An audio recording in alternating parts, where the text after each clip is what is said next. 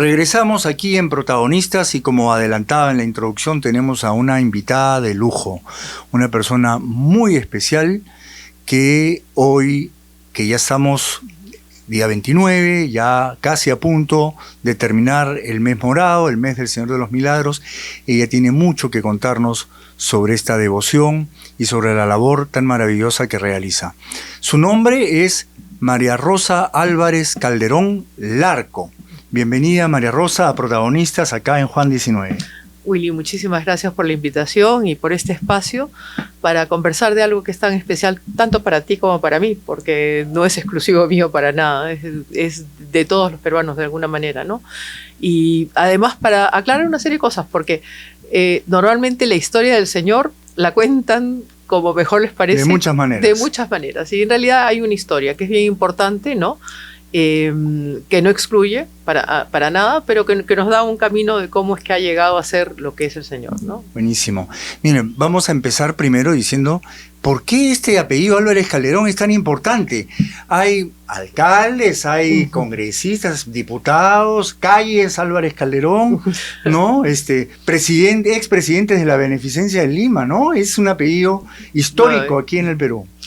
Sí, por los dos lados tengo más que privilegios. Ya vamos a llegar al arco, Más que privilegio y beneficios, bastante responsabilidad, ¿no? Eso es algo que creo que por ambos lados de mi familia nos inculcaron desde chicos y sobre todo en la parte esta devocional y en la parte cultural tenemos mucha responsabilidad que cumplir. Son zapatos muy... Un legado, ¿no? Sí, son zapatos muy grandes lo que hay que Pero llenar, bueno, ¿no?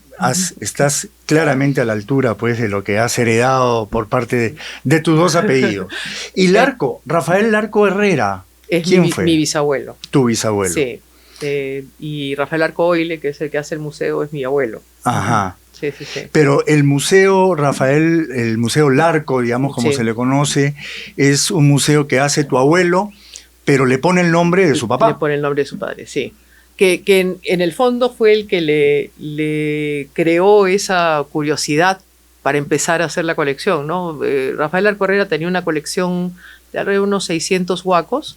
Estoy hablando de los años, principios del siglo XX, ¿no? Y él que viajaba mucho porque él fue incluso ministro de Relaciones Exteriores. Y vio que en España, a pesar de esa gran historia que tenemos en común, no había nada que mostrara lo que era la parte prehispánica de ¿cómo se llama?, del Perú.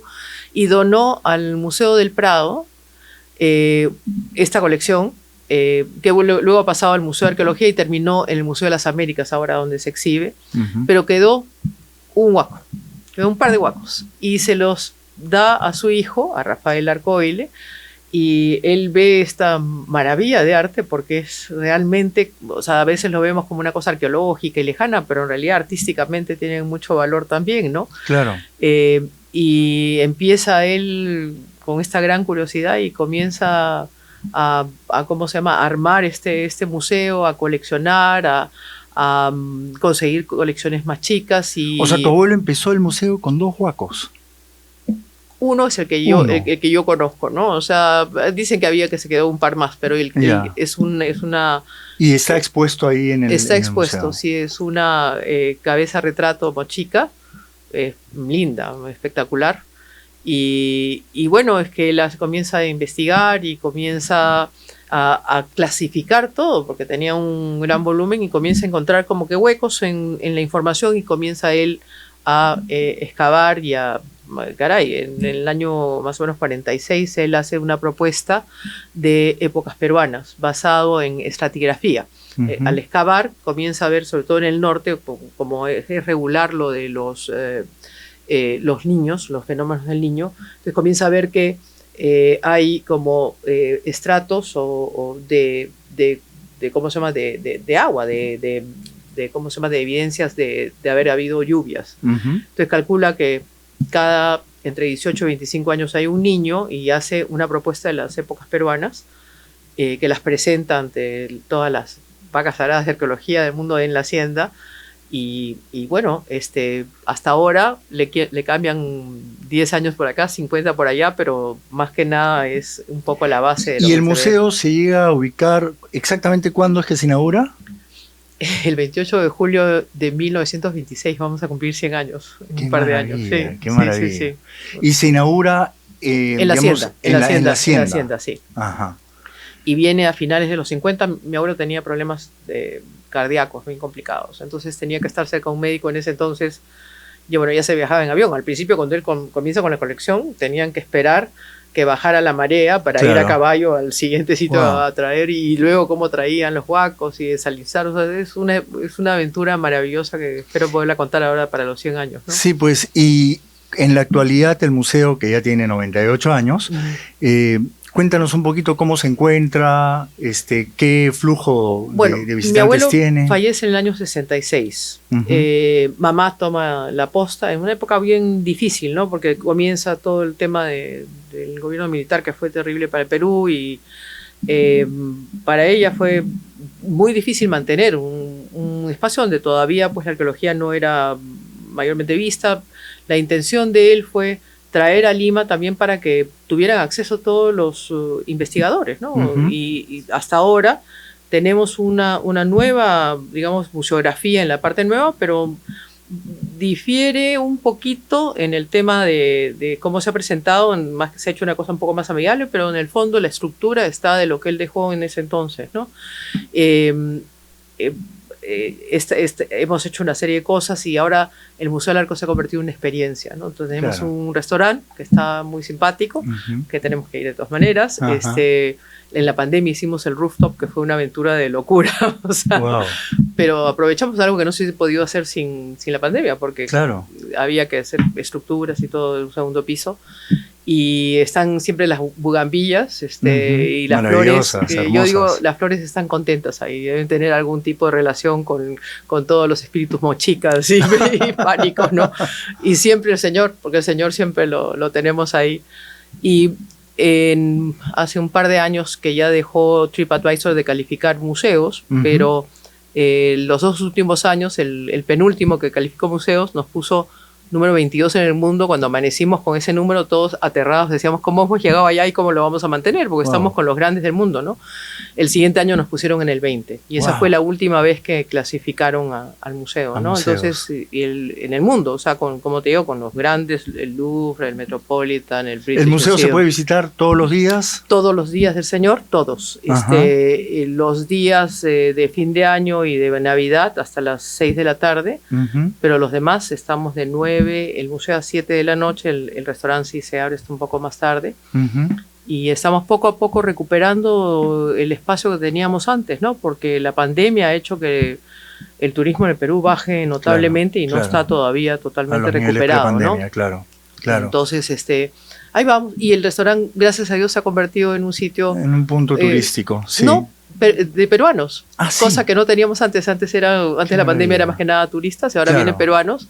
Y estos chicos nuevos que se llaman influencers decidieron que era el sitio más romántico de Lima. Entonces, qué maravilla, bueno. Está sentado ahí y de repente un silencio, todo el mundo voltea y un chico de rodillas con un anillo en la mano que está pedidas de mano todo el tiempo. O sea, qué lindo, de verdad que Conociendo a nuestra invitada especial del día de hoy, hay algunas preguntas adicionales antes de entrar al tema de fondo. Grupo Jueves, cuéntanos tu experiencia con Grupo Jueves. Pero estás hablando de la prehistoria. Allá por los años 70, fines de los 70, sí, fue una experiencia maravillosa, ¿no? Éramos un grupo de básicamente estudiantes de universidad, ¿no? Que queríamos nuestra música y nos dedicamos pues a rescatar. O sea, yo me puse a aprender, por ejemplo, la jarana de contrapunto. O sea, todo el mundo piensa que la avenida se baila, ¿no? En realidad es un contrapunto con una serie de estrofas que te contestas y todo. Fue muy bonito. Aprendimos a bailar de todo, a cantar de todo. Y conservas amigos hasta el día de hoy, me imagino. Hasta el día de hoy, por supuesto. Sí, de vez en cuando nos reunimos, No ¿Dejó de existir como tal el grupo? Tengo entendido que sí, la asociación dejó de existir. Y hubo 2 o 3 promociones, digamos, después que yo, ¿no? Y sería lindo realmente retomarlo, pero es que es un montón de trabajo. Bueno, y todos trabajamos ahora y de tenemos repente en el otras centro cosas. Lima encuentran un espacio pues para hacer renacer al Ya grupo sé que estás Jueves, hablando tú ya. Bueno, no sé. Bueno, es finalmente ¿sí? tenemos la casa. Hoy hemos recibido una carta que ya confirma que somos ¡Qué maravilla! La asociación Antrenú. Sí. 1911, un grupo de señoras de Lima al liderazgo de Paquita Benavides se ponen a leer libros y a comentarlos. O sea, era un club de libros. Y los intelectuales de la época escandalizados. ¿Qué hacen estas señoras juntas leyendo libros y comentándolos cómo se atreven, más o menos? Entonces se convierte con el pasar del tiempo, ya bajo el liderazgo de Belén Osma, en una asociación cultural que han hecho cosas maravillosas, y en finales de los 50 les dona la familia Gildemeister esta casa. Hermosa en Girón Ica, ¿no? En Girón Ica. 426. Al costado de la Casa Fernandini, a media cuadra del Teatro Municipal. Al costado de la Quinta de la Riva. Al costado. Era la Casa de la Riva. Casa de la Riva, claro. Era conocida como la Casa de la Riva, ¿no? Del siglo XVIII, con unas restauraciones de los años 50, cuando lo toma Antrenú, del arquitecto Marquina, que era un arquitecto muy famosísimo.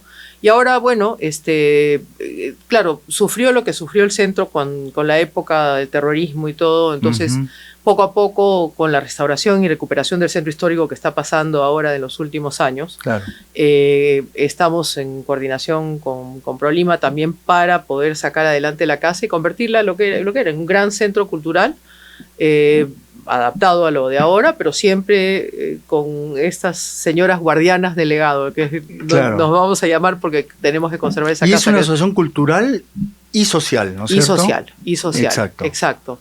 Y yo creo que siendo de mujer ahora, es bien importante que la mujer sepa quiénes somos, o sea, porque hay toda una corriente para que la mujer ya se olvide que es, inclusive ya las dejaron de decir mujer en algunos sitios del mundo, que es una cosa terrible. Entonces, creo que esa es una responsabilidad que tenemos, ¿no? Claro. Cuéntame también tu paso, no sé si todavía estás vinculada a la Fundación ANAR. Sigo vinculada, tuvimos que cerrar por la pandemia y estamos en todo el proceso de reabrir. Ese es un tema que nos está costando un poquito de trabajo, pero ahí vamos a tener que... Tremenda labor que realiza ANAR. Es una gran labor. Para los que no saben, son psicólogos que contestan a través de esta línea de ayuda gratuita, confidencial, ¿cómo se llama? A niños que en situación, o sea, niños y adolescentes, ¿no? En situación o sensación de riesgo. Entonces recibimos llamadas como: no quiero ir al colegio mañana porque no he hecho la tarea. Y el psicólogo se queda conversando con el niño, porque para un niño es un terror espantoso, ¿no? Me están bulleando, y he llegado a la casa y no ha parado lo que pasaba en el colegio, y he entrado a las redes y es terrible lo que están haciendo ahora los niños en redes, ¿no? O hemos recibido un par de llamadas, porque estábamos abiertos a eso, de gente que está sometida a trata, ¿no? Wow. O lo peor del caso, que son entre 70 y 80% de las llamadas más terribles, ya sea de temas psicológicos, ¿cómo se llama?, físicos o sexuales, ocurren en el entorno familiar. Claro. Y en la pandemia estos niños han estado encerrados con quienes los estaban vulnerando, ¿no? Entonces, la desesperación nuestra de tener que abrir, vamos a pedir mucha ayuda de las personas porque nos necesitan más que nunca. El tema es emocional, psicológico en los niños, o sea, desde que no han desarrollado ciertos ¿cómo se llama?, características, ciertas habilidades sociales, porque han estado encerrados y no podían ver a nadie, ¿no? A ver los otros problemas. Entonces necesitan más que nunca, y con la confusión que hay en el mundo en este momento, con todas estas cosas horribles que les están enseñando, ¿no? Y los están desnaturalizando de alguna manera, ¿no? Además, los índices de suicidio dicen que están terribles, ¿no? Terribles, ¿no? Entonces, que tenemos que abrir rápidamente, o sea que ya en algún momento los molestaré de nuevo para ver si nos pueden ayudar. Por supuesto, estas puertas están abiertas, y lo que necesites pedir, Gracias. Por lo menos tenemos acá un espacio en el que hay que promover este tipo de ayuda tan necesaria, sobre todo en estas épocas en las que nuestra juventud, nuestra niñez está siendo tan atacada por distintos frentes, y donde este aparatito que es tan útil, que es tan bueno, que es tan necesario, muchas veces termina siendo una espada de Damocles para nuestros niños, para nuestros jóvenes, para nuestros hijos, sobrinos. Sí, la tecnología es algo maravilloso, pero depende en qué manos cae, ¿no? Entonces...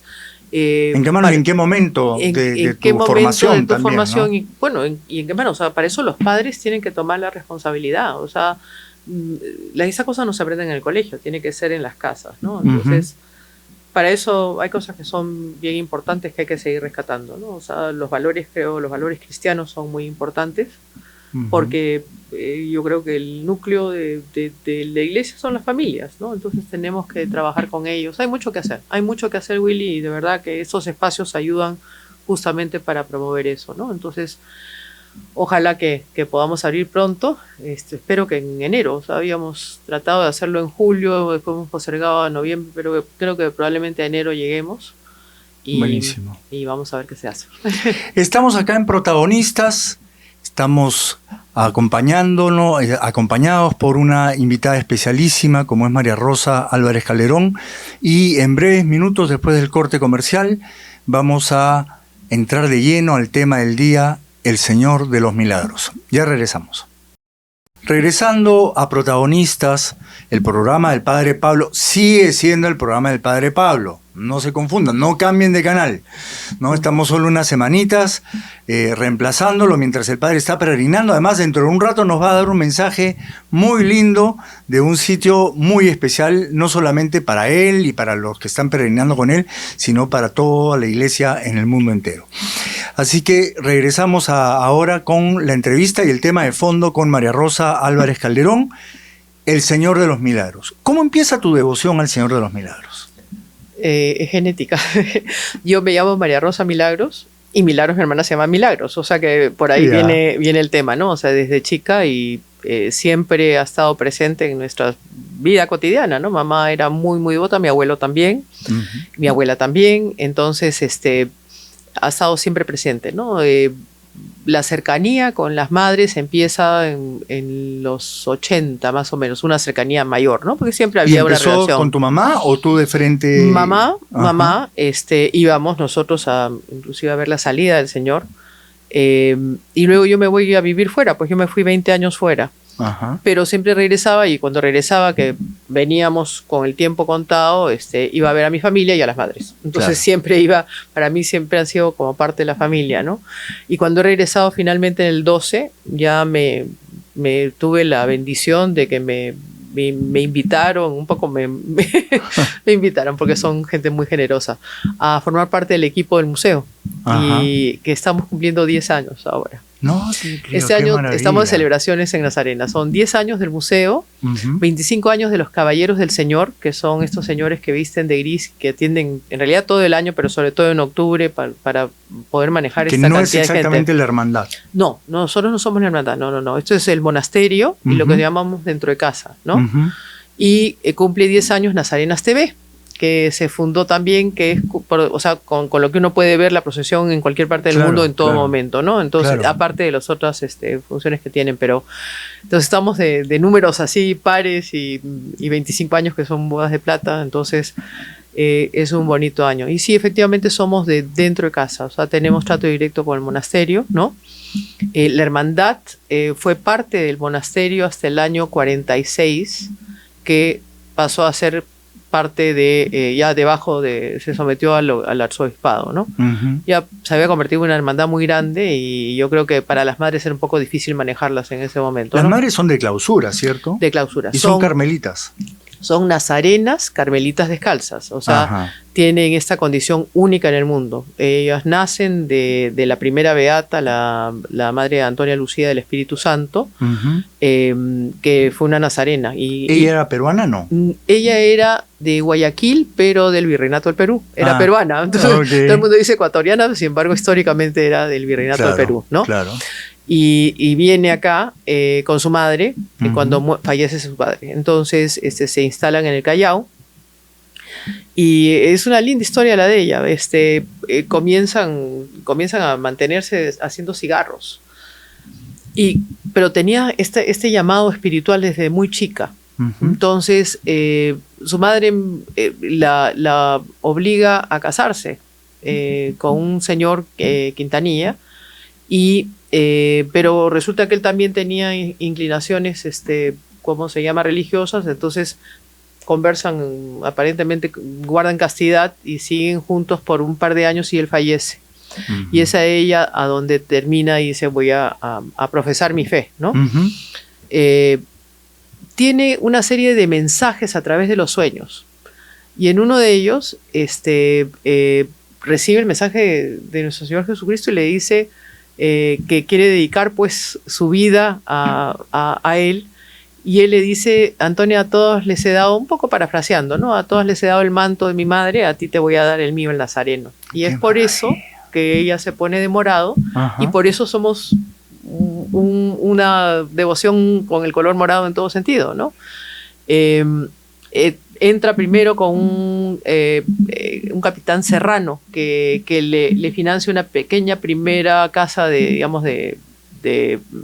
beatas, y el problema es que ella pensó que iba a poder desarrollar el tema, pero le imponen a una niña muy, muy joven que no tenía idea de lo que estaba haciendo, y lo habla con su confesor, y el confesor le dice, mejor anda a otro lugar, y va a Santa Rosa de Viterbo.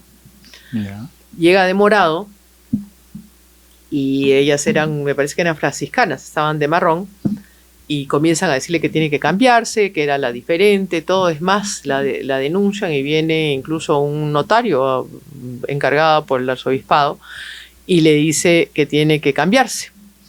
Entonces ella se arrodilla y se quita la corona y los cínculos, los dos cordones que tenía, y comienza a cambiarse, y dice que él le tiene que decir que pare, y en su informe dice, yo no vi a una mujer, vi a un ángel, ¿no? Entonces se queda un par de meses más, una cosa así, y él, otra vez, su confesor del momento le dice que se vaya a la zona de Monserrate, que queda ahí al lado de Nazarenas, y forma ahí un instituto nazareno. Entonces ella es uno de los pilares de la devoción. Entre estas comunicaciones que tiene con nuestro Señor Jesucristo, le dice también, ella dice que quiere ser parte de la reforma de Santa Teresa de Ávila también, quería ser carmelita. Pero hasta ahí son beatas, ¿no? Claro. Entonces, esa es la parte de ella. Después hay otro señor que es paralelo a ella, que se llama Sebastián de Antuñano, claro. y Rivas. Él viene de España, muy joven, y se encuentra con un señor que un poco se convierte en su mentor, y le enseña el arte el arte del comercio. Y hace una pequeña fortuna, va y viene de España. La última vez va al Cristo que ya no está, ahorita se me ha ido el nombre, donde va a visitar este Cristo, ahorita voy a recordarlo, y él dice que tiene un llamado, y que dice, tienes que cumplir un poco mi llamado, tienes que regresar al Perú a hacer algo, ¿no? Regresa al Perú y entra en un retiro, debe haber sido un retiro jesuita, de una semana, esos retiros de silencio que hacen, que debe haber sido muy profundo. Y saliendo de ahí, algo lo lleva a donde estaba pero me he salteado una parte, hemos hablado de frente de la madre, pero no hemos hablado del origen de la devoción. Llega a donde había una pequeña ermita del Señor de los Milagros. Que se cayó con un terremoto. Sí. Acá estoy hablando ya del año 1680 y tantos. Claro. Lima tuvo 3 terremotos terribles, pues, ¿no? Comienza así, la historia del Señor comienza antes, pero termino con esta partecita para volver a lo otro, que es que ahí él recibe, que dice que el Señor de los Milagros dice, ven, más o menos, Sebastián, ven y encárgate de mi culto, ¿ya? Ahora volvemos a él. Entonces, hay el padre Vargas Ugarte, o sea, la gente que habla de la historia son muy pocos los que realmente han tenido acceso a lo que es el archivo, perdón, del monasterio, ¿no? Claro. Que es donde se guarda la historia del Señor realmente, ¿no? Claro. Cuando hicimos el libro del museo y el libro del Banco de Crédito, preguntamos a la hermandad dónde estaba el archivo de la hermandad, y nos dijeron que se había inundado y que se había perdido totalmente, cosa que es terrible, porque creo que habría cosas interesantes ahí. Vargas Ugarte sí tuvo acceso al monasterio. El padre Rubén Vargas Ugarte, Rubén Vargas jesuita. Ugarte, jesuita. Tío de Javier Cipriani, que lo tuvimos la semana pasada. Mira tú. Tío abuelo. Sí, tan cercano. Mira tú. Sí, él dice en el libro que encuentra un documento en el monasterio, un documento muy antiguo, que dice que ya en 1651 estaba pintada la imagen. La verdad es que no lo hemos encontrado, ese documento. ¿Ya? Todavía no se ha terminado el archivo, es enorme, se estaba reorganizando. Se va a retomar todo eso y ahí vamos a encontrar seguramente mucha más información de la que hemos tenido acceso inclusive nosotros, ¿no? Claro. En 1655 sí tenemos la primera información que la escribe en una relación que él hace Sebastián Antuñano justamente en 1686 más o menos. Y él recopila toda la información de gente que ha estado en el momento, ¿no?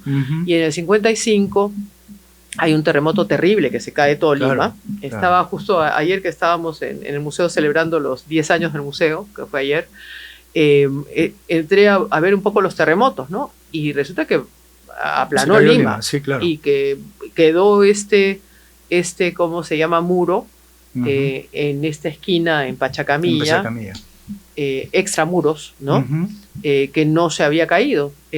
Con Liliana Canesa, que es la directora del museo ahora y además ha sido la restauradora del lienzo del Señor, del lienzo de la Virgen, luego del muro y luego de toda la iglesia, le sacaron 12 capas de pintura a la iglesia con Q-tips. O sea, la labor de Liliana y de su equipo ha sido absolutamente titánico, si te pones a pensar. Qué maravilla.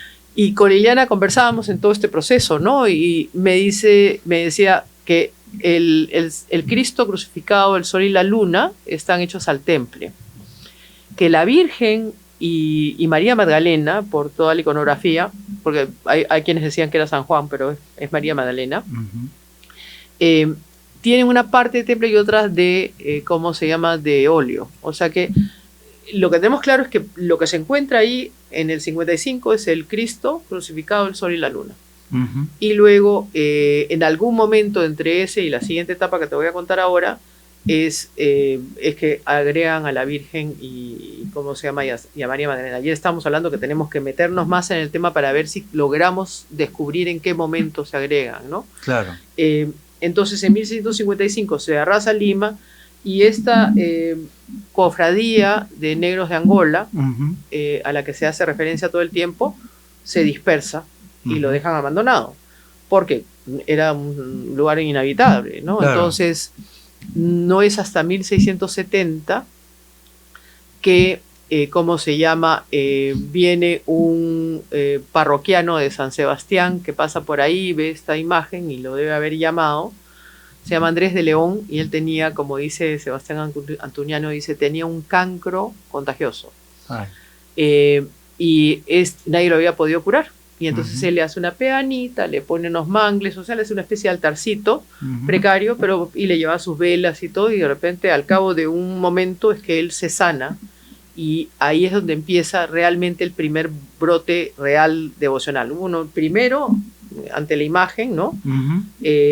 Pero se diluyó, y luego, ahora sí empieza este brote, ¿no? Entonces comienza la gente a venir y se comienzan a reunir los viernes en la noche y comienzan, dice Antuñano, arpa y bajón. Muchas decían arpa y cajón, no, es arpa y bajón, baxón, que es un instrumento precursor del saxo, o sea, es un instrumento de viento.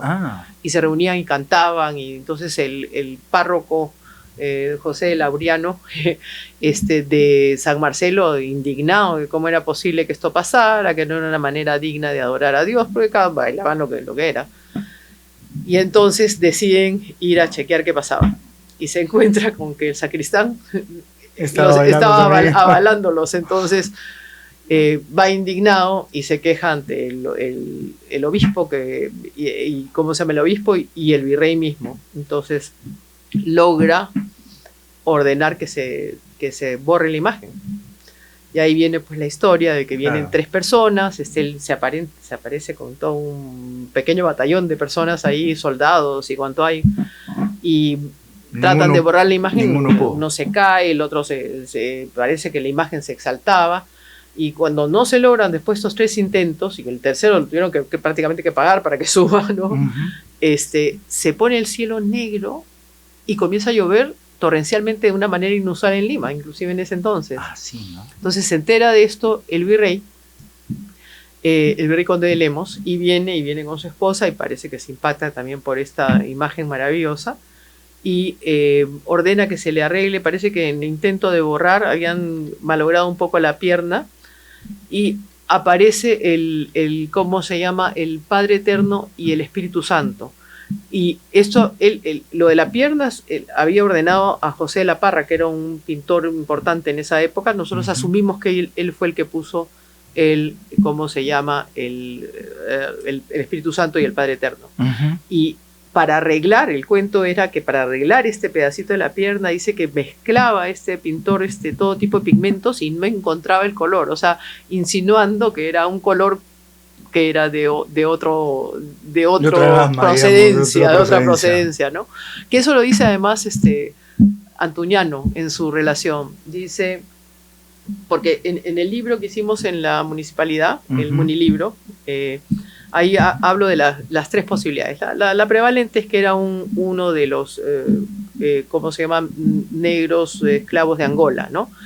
Pero, ¿cómo se llama? Vargas Ugarte dice, bueno, todas las cofradías que se habían armado tenían una advocación y tú podías relacionar con una iglesia, pero a esta cofradía no tenía ninguna relación, o sea, podría ser una cofradía del otro tipo que se reunían para causas comunes, que no necesariamente era religiosa, pero estaba esta imagen. Claro. Entonces ahí propongo 3 cosas, o sea, una, la prevalente, que puede ser este negro esclavo de Angola, que no tiene nombre, por amor a Dios, porque le han puesto nombre. Y Duncan, algo así. No, dicen Pedro Dalcón o Benito, ¿no? Yeah. Entonces no hay forma, porque no estaba escrita en ningún lugar, o sea, no hay forma de saber eso es una invención. Pero bueno, la fantasía es increíble. Pero, sería uno de ellos, o hay el famoso cuento de María Rostorowska, porque cómo llegan a Pachacamilla es Hernando Pizarro, que viene en el año 33 y se va de frente a Pachacamac, porque Pachacamac era un oráculo que era importante más allá del imperio incaico, ¿no? Claro. Entonces llega y bueno, dicen que saca el ídolo de Pachacamac, unos dicen que lo rompe, otros que lo quema, otros que los patea, otros hay toda una historia alrededor, no hay una versión unificada de eso, pero sí se trasladan a la gente de Pachacamac y las trasladan extramuros, y por eso que se llama Pachacamilla. Entonces, María Rostorowska dice que podría haber sido uno de ellos, y ella se atreve a decir incluso que detrás del palo mayor está el ídolo de Pachacamac, que es una especie de tótem así también largo. No hemos encontrado nada de eso, no hay ninguna, hasta donde se ha llegado, no hay ninguna posibilidad de que eso sea. Es un Cristo crucificado, nada más, ¿no? Pero en todo caso hay que decir que ella sugería que podía ser uno de ellos que lo pintó, ¿no? Claro. Y al ser al temple, me decía Liliana, es como el mural precolombino. Claro. Entonces podría ser alguien que venía de ahí. Y la tercera es lo que dice Sebastián Antuñano en su escrito. Dice, un poco insinuando que era de mano divina, ¿no? Un poco lo que pasó en Guadalupe. Claro. Lo que está clarísimo es que la mano divina tocó a la persona que lo pintó, si fuera una persona, ¿no?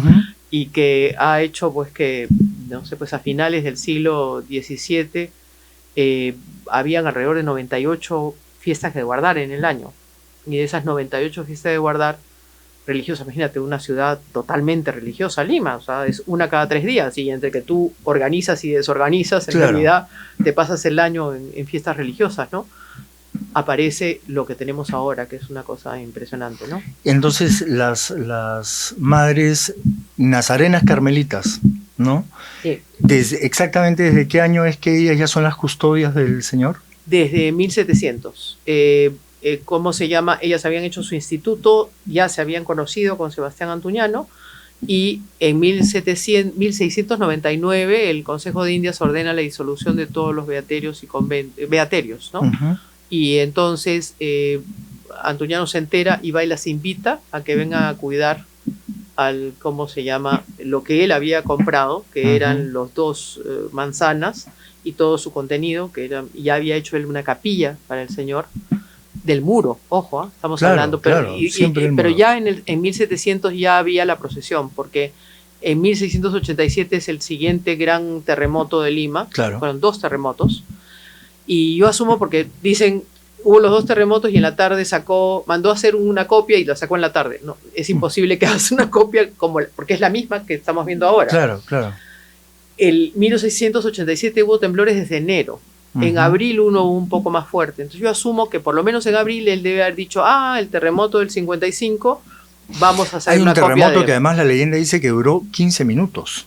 Debe haber sido una cosa espantosa. Sí. Que no paraba y no paraba y no paraba y Sí. por eso se cayó todo Lima. Se cayó Es todo más, la casa de la beneficencia que tú has conocido, claro. que era la conocida como la casa de divorciadas, Sí, sí. ¿no? Se cayó completamente y tuvo que ser reconstruida Toda. O sea, completamente. del siglo, y bueno, y hay el tercer gran terremoto que es en 1746, ¿no? Ajá, exacto. El de octubre de este año del 87 es el 20 de octubre.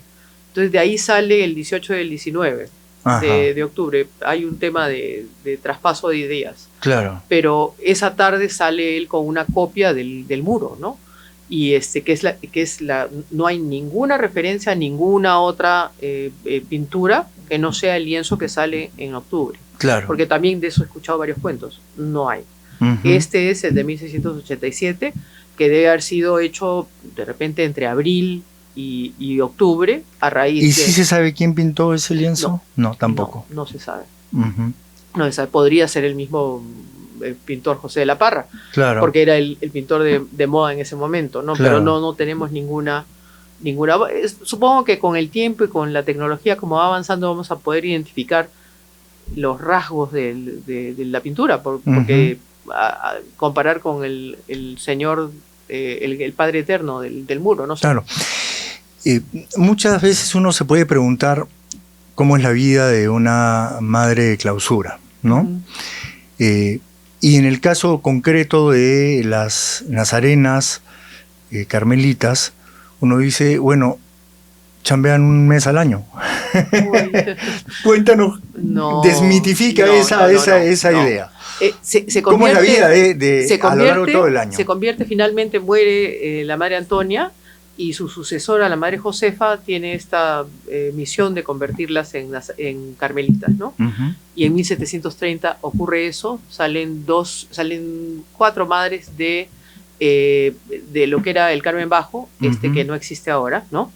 Y se van en procesión con virrey, ¿cómo se llama? Alcaldes, porque habían 2 en ese entonces, a nazarenas, y entran, las beatas nazarenas entran con velo blanco, como novicias, y entran las carmelitas. Entonces se convierten por bula papal, nazarenas carmelitas descalzas, con la dispensa de poder usar el hábito morado en lugar del hábito marrón de las carmelitas. Ya. ¿Cómo es la vida de ellas? Es una vida absolutamente intensa, de mucho trabajo todo el año. Son las grandes benefactoras de todos los conventos, de verdad. Tienen un comedor, que acuérdate lo que fue la pandemia. Sí, la pandemia. La pandemia, ellas estuvieron ahí al pie. Se alimentaba a 770 personas con raciones diarias dobles, claro, para que pudieran comer, ¿no? Porque mucha gente piensa que estaba la gente cerrada, no, la gente tenía que comer, entonces ahí salía a la calle, ¿no? Y ahí sí tuvimos todo el apoyo de la municipalidad entonces, y la beneficencia, acuérdate que hicimos lo de la Casa de Todos, o sea, fue una labor bien impresionante, y ellas fueron amabilísimas en todo, como siempre. Tienen comedor, desayuno y almuerzo, tienen ¿cómo se llama? Consultorio médico.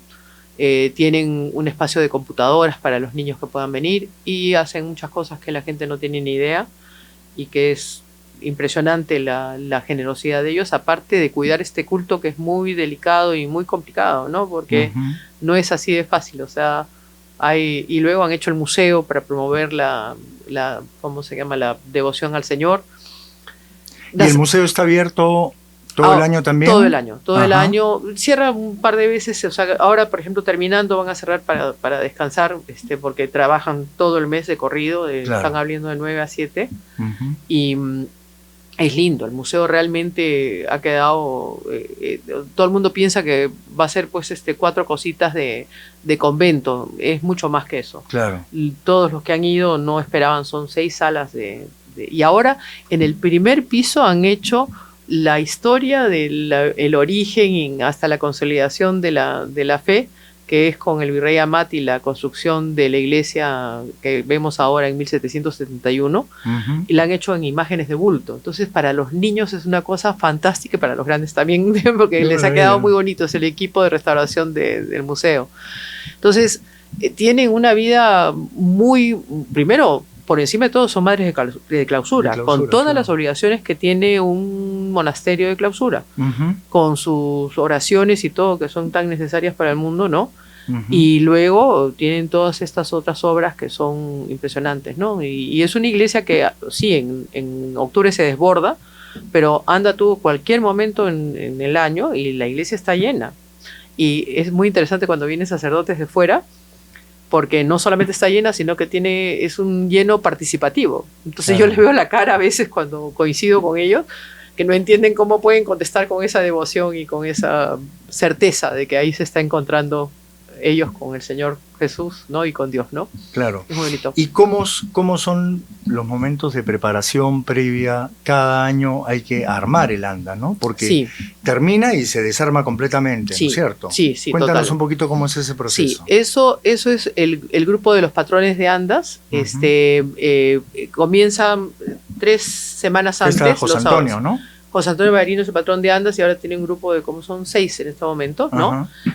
Y luego van a limpiar todas las piezas del anda y luego el viernes, el día anterior a la salida, somos 3 personas, que Liliana Canesa, su prima Paula Silva, que es la encargada del comedor de las madres, y yo le ponemos las joyas, y luego vienen los patrones de andas, se arma, se ponen los rayos, todas las condecoraciones, se sube.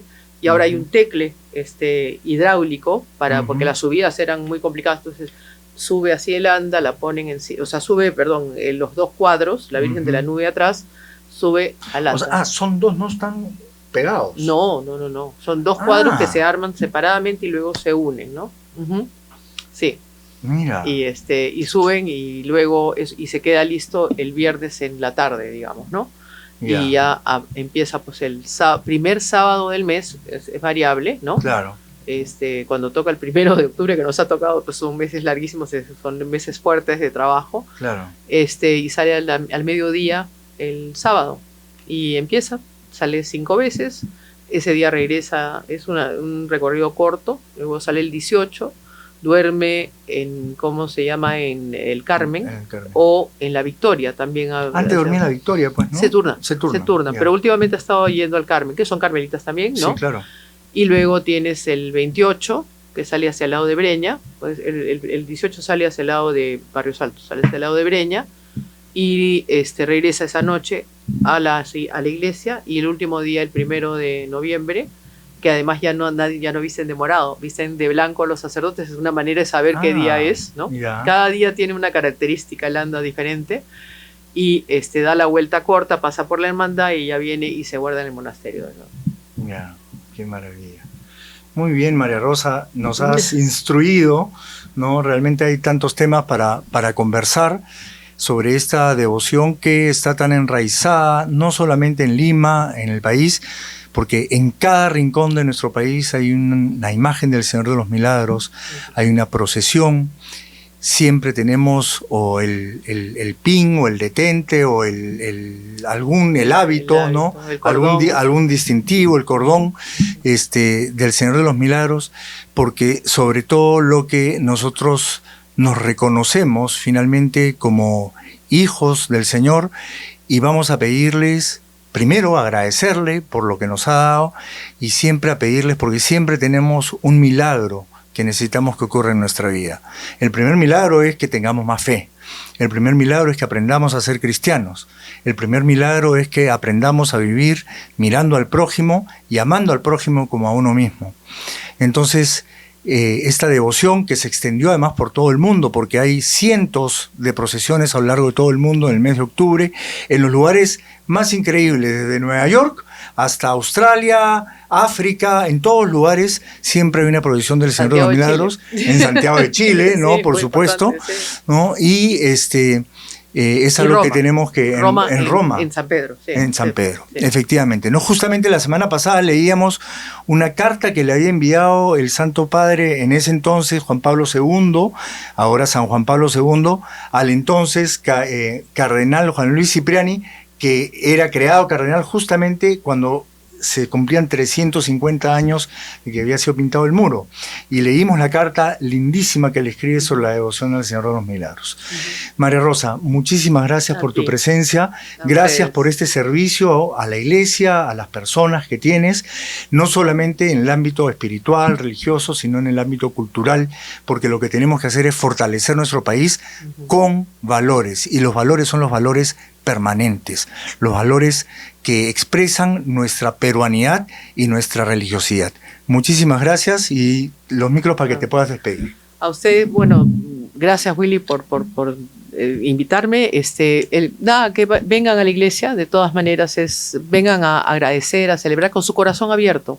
Cuando uno abre el corazón con certeza de que ahí está nuestro Señor Jesucristo, la vida cambia totalmente, de verdad. Y que vayan al museo de 9 de la mañana a 7 de la noche, en la otra esquinita, ahí mismo en Huancavelica, para que conozcan la historia del Señor. Ha sido muy cortito lo que hemos hecho, de verdad. Habrá ocasión para conversar más largo, sí. ¿no? La semana pasada, cuando conversábamos con Rafael para programar el siguiente programa, vimos a quién llamamos del Señor de los Milagros. Entonces, inmediatamente pensé, María Rosa Álvarez Calderón Larco. Entonces, Rafael me pregunta, ¿y qué cargo tiene? Le digo, mira, no sé qué cargo tiene, pero creo que es la Madre Superiora. No, para nada. No, ni postulante. O sea, nosotros nos sometemos a lo que dicen las madres, de verdad. Es una bendición poder estar cerca, de verdad. No, y yo quiero decir algo, además, y espero que no te molestes conmigo, ¿no? Pero yo le dije a Rafael, mira, María Rosa es una persona muy discreta, es una persona que le gusta siempre estar detrás, hacer que las cosas sucedan. No creo que la logre convencer de venir, pero vamos a hacer el esfuerzo y aquí le hemos tenido. Muchísimas gracias y hasta alguna próxima oportunidad. Gracias a ustedes.